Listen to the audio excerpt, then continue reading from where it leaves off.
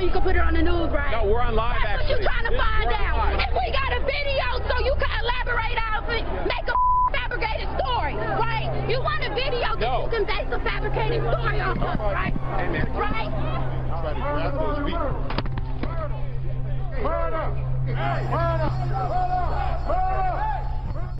He got up. He's okay. That's Ed Lavandera, and Ed's a big guy, and he can take care of himself. Important story, but it might be, you know, a couple hundred people, and we might magnify the importance of the story because it just goes national when cable goes to satellite. Lots of cameras show up. They act as a magnet for thugs and troublemakers and looters. You know, some of these people aren't just peaceful protesters, as we have seen in Charlotte last night and in other cities. And when we cover it wall to profession, rush to judgment with the hands up, don't shoot narrative involving Michael Brown, which turned out to be false. Now, unlike in Tulsa, where you clearly had a black man who was not armed and who was shot and killed by a police officer, although we don't have all the facts there either, you have two very different accounts here of what happened to Keith Scott and whether or not he did have a gun, as the police say, or did not, as some eyewitnesses say. And so I think sometimes there's a natural tendency by too many in the profession to say, well, this is another example of cops out of control, and others say, well, this is, you know, these people often have criminal records, and to try to put the fault on them. We don't know the full story here, and I did see more restraint, at least in the initial coverage, than we've seen in some of these other cases.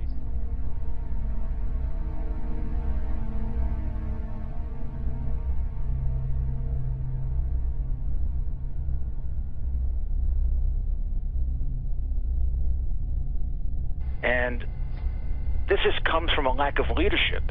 This comes from the fact that the African-American community has been fed a false narrative from the very top, including the President of the United States, 2 attorneys general, the Secretary of State, who found the police officers in Baltimore guilty after they were found not guilty by an African-American judge that they had, and never apologized for it. So they are being fed a group of lies. And, you know, the truth is the only thing that will set you free, not a series of lies. Wait. Let us investigate this. If you don't like the result, you can protest. But I got to tell you one thing. You don't get to throw rocks. You don't get to shoot. You don't get to loot. None of that happens under any circumstances. How would you be handling this differently? Even if it's an unjustified shooting, you do not get to destroy the property of some other African-American man who has a woman who has a business in that area. This is absurd, what we have happen here. We have gone back 8 to 10 years in our race relationships because of what Barack Obama and Eric Holder and the President Attorney General and Hillary Clinton have done, which is they jump on immediately on these incidents and try to politicize them. Set the rules down on day one. I mean, I gave a speech and a talk, and I met with the leaders, and I said, you get to protest all you want, but you take my streets, I arrest you. You throw a rock, I put you in jail. You shoot a gun, we're going to shoot back. I have 41,000 police. I don't know how many you have, but you're not going to riot in my city. The fact that there may be more blacks in it in certain communities than whites is merely a function of the fact that right now, as we're speaking here tonight, 2 to 3 blacks will be shot in Chicago. And nobody will pay attention. And nobody will talk about it. The average is 2 a night. Since Obama's been president. 2 every night. And none of these people protesting about those black lives.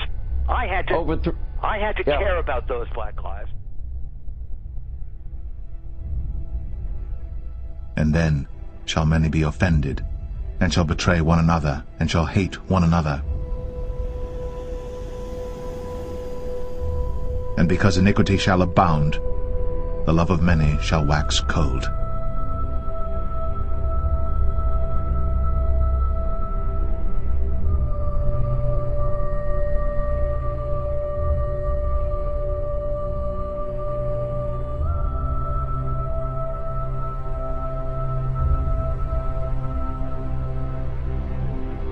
Woe unto them that call evil good, and good evil, that put darkness for light, and light for darkness, that put bitter for sweet, and sweet for bitter.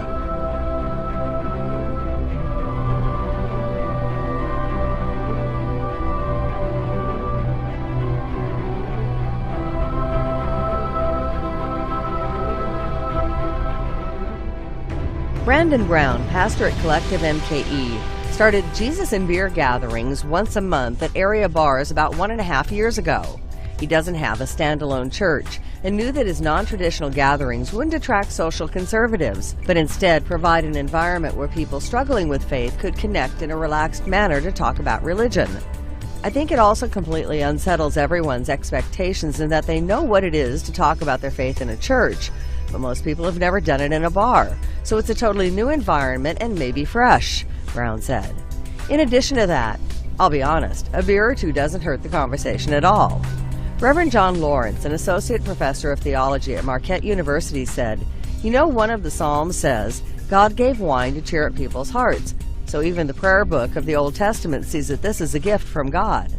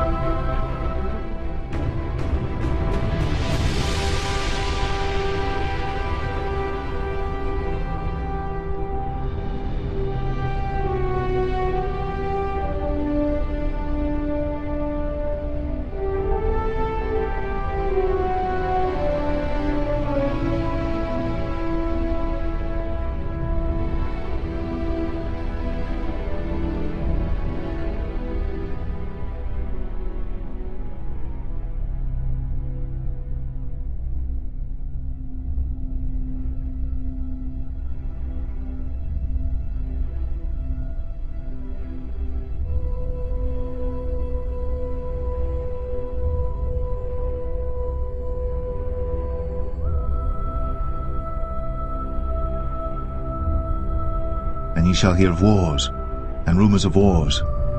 See that ye be not troubled, for all these things must come to pass, but the end is not yet. For nation shall rise against nation, and kingdom against kingdom, and there shall be famines, and pestilences, and earthquakes in divers places.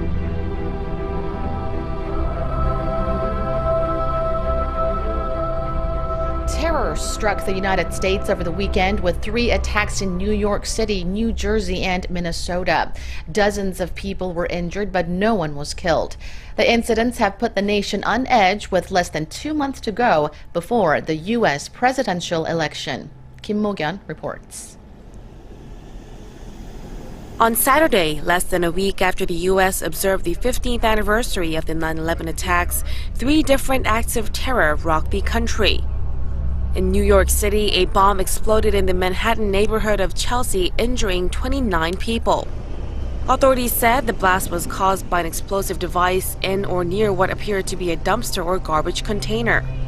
New York City Mayor Bill de Blasio said the explosion was an intentional act, but insisted there was no specific threat against New York City from any terror organization. We know from everything we've seen so far that this was an intentional act. I want to reaffirm what I said last night. But again, we do not know the motivation. We do not know the nature of it. That's what we have to do more work on. Shortly after the blast, police sniper dogs uncovered a second bomb nearby, a pressure cooker with wiring attached. Pressure cookers were used in the 2 bombs detonated at the Boston Marathon in 2013.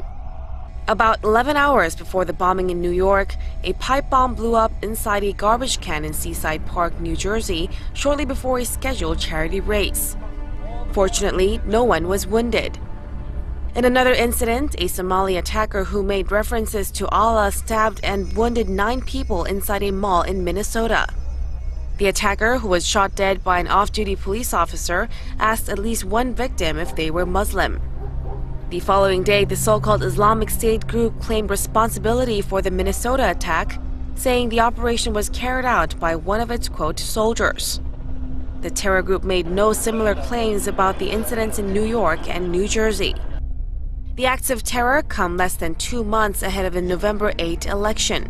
Responding to the bombing in New York City, Republican presidential candidate Donald Trump said the U.S. should get very tough, smart, and vigilant towards such acts.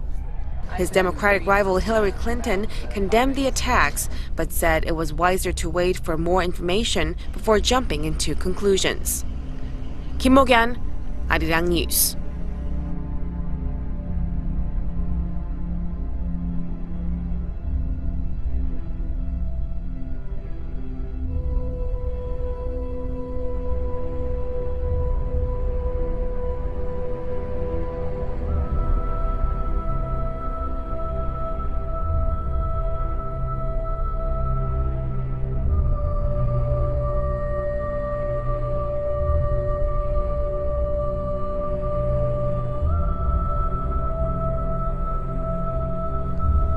UN Secretary General Ban Ki-moon opens the 71st Annual General Assembly meeting of world leaders in New York with a call to end fighting in Syria. In today's world, the conflict in Syria is taking the greatest number of lives and sowing the widest instability. There is no military solution. Many groups have killed many innocents. I appeal to all those with influence to end the fighting and get talks started.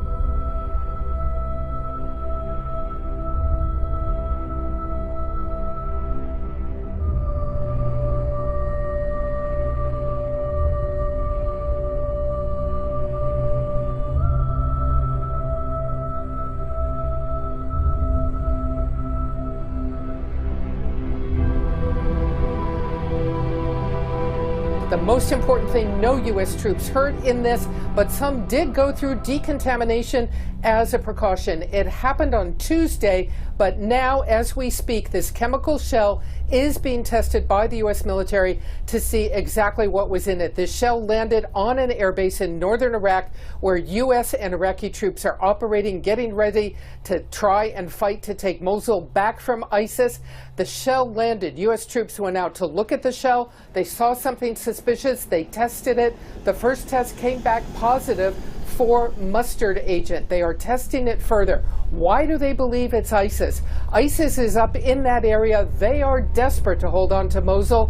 They want it to prove to the world that they have, in their view, a caliphate, an Islamic State. ISIS has used this type of mustard agent before against civilians. A lot of concern about what is happening here. U.S. troops do have and have had protective gear against this type of attack. And again, the most important thing, Jake, no U.S. troops exhibiting any signs of exposure to the agent, even as the U.S. tries to figure out exactly what did transpire here.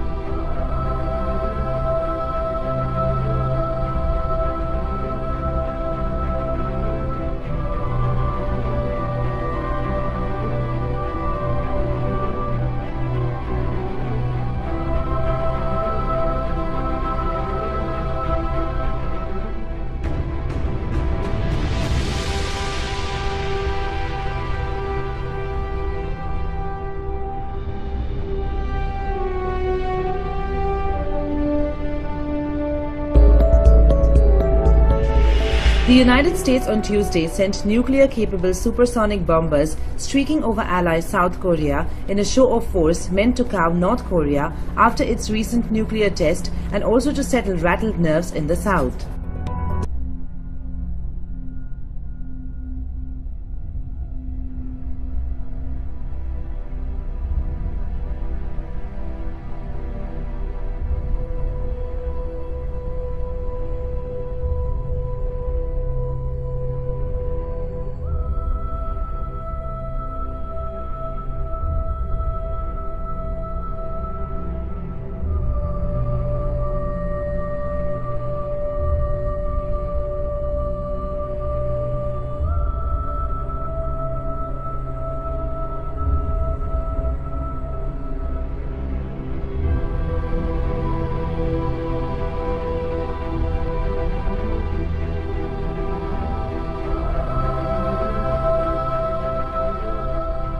Company officials say there's no signs of what is called a slightly radioactive water spill showing up in aquifers in Florida.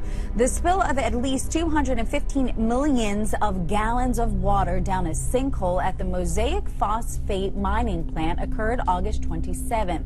But it was 3 weeks before the public was notified. Mosaic says the water contained phosphogypsum, a slightly radioactive byproduct of fertilizer made from a plant at Mulberry. A company pond above the sinkhole is now drained, but a few small streams of water can be seen flowing down into it. Drinking water supplies for millions of people come from the aquifer. The Florida Department of Environmental Protection says the company quickly initiated corrective action. The sinkhole is located in Polk County, east of Tampa.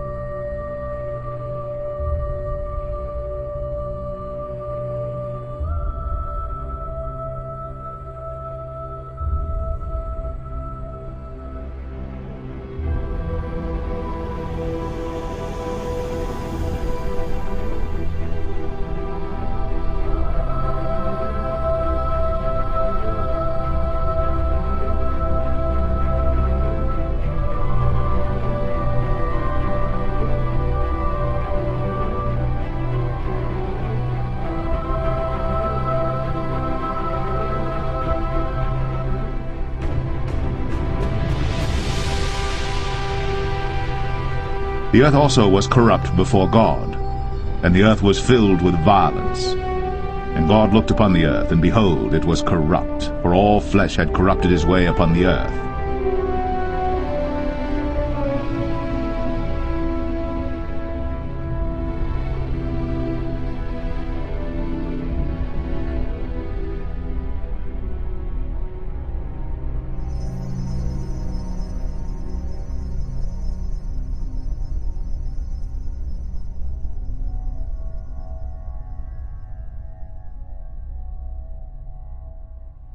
ICE was on the hot seat today, specifically the head of Immigration and Customs Enforcement Agency, who sometimes struggled to answer lawmakers' questions about an immigration system that was often depicted today as broken.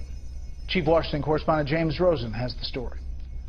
A former U.S. attorney in Texas, now the head of U.S. Immigration and Customs Enforcement, or ICE, Sarah Saldana, told the House Judiciary Committee she approaches her job as a former federal prosecutor. Yet even that posture exposed the top immigration official to tough questioning.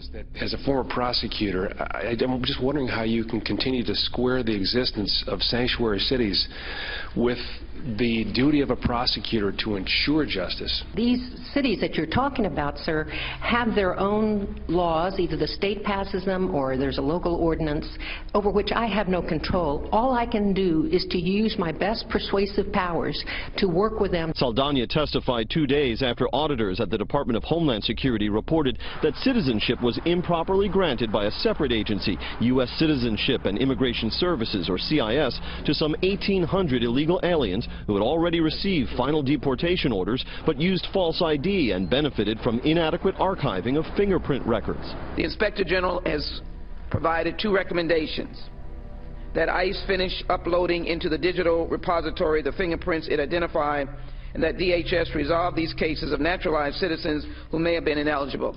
Are you in the process of doing that? Yes. And my understanding is that the Inspector General is satisfied that you are doing that. Is that correct? Yes. Committee Chairman Bob Goodlatte, Republican of Virginia, pressed Saldana on still another audit conducted last year by the Government Accountability Office, which found immigration judges have granted asylum to some 3,700 aliens whose asylum claims were prepared by others convicted of immigration fraud. None of those cases have been reopened according to the Department of Justice. What action have you taken to investigate these cases? We will obviously focus on these 3,000 in particular. What action have you taken to investigate those cases? In those cases that we've reviewed, we have opened matters in order to take a look at them and see the facts and circumstances of each case. Finally, a document shared exclusively with our colleagues at FoxNews.com by Republican Senator Ron Johnson of Wisconsin, chair of the Homeland Security Committee, shows officials at U.S. Citizenship and Immigration Services urging coworkers there to work overtime to swear in as many new citizens as possible, quote, due to the election year. A DHS spokesman did not immediately respond to requests for comment. Brett.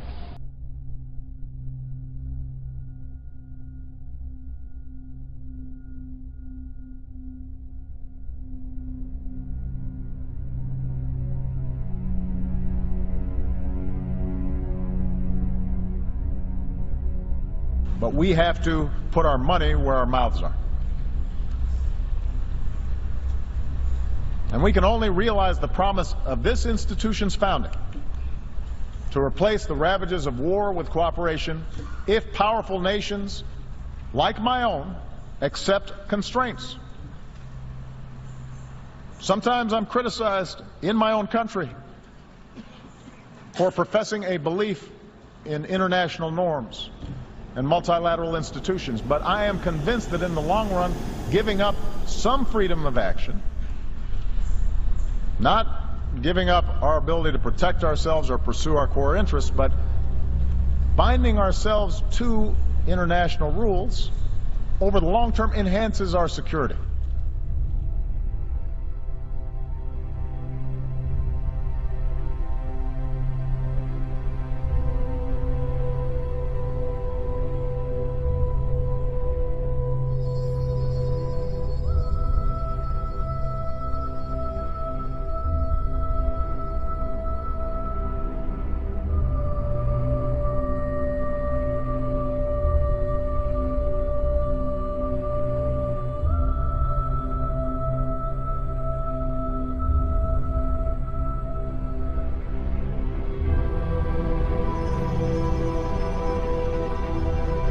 For there shall arise false Christs and false prophets, and shall show great signs and wonders, insomuch that, if it were possible, they shall deceive the very elect.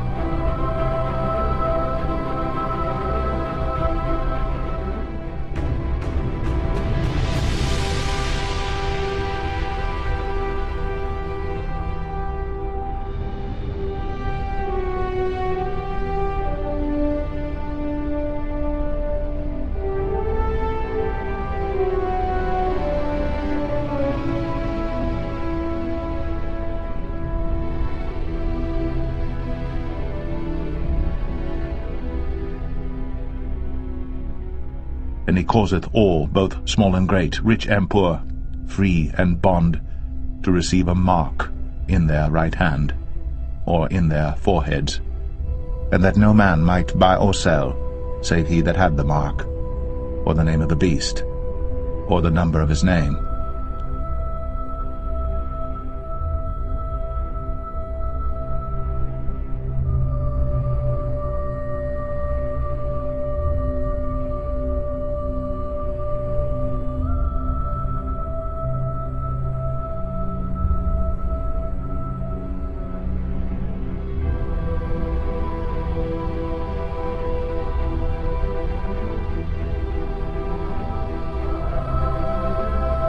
Great earthquakes shall be in divers places, and famines, and pestilences, and fearful sights, and great signs shall there be from heaven.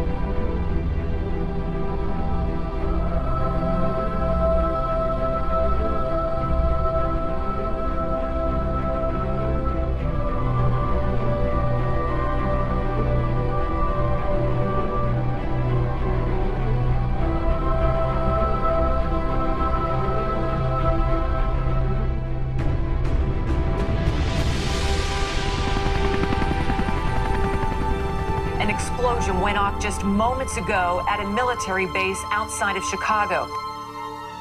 Peace and security.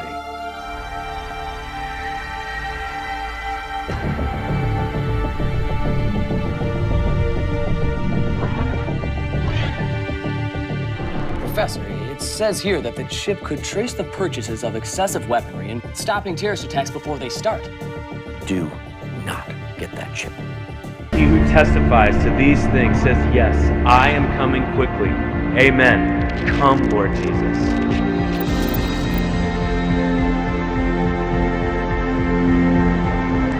That means he can come back at any moment. He can come back right now.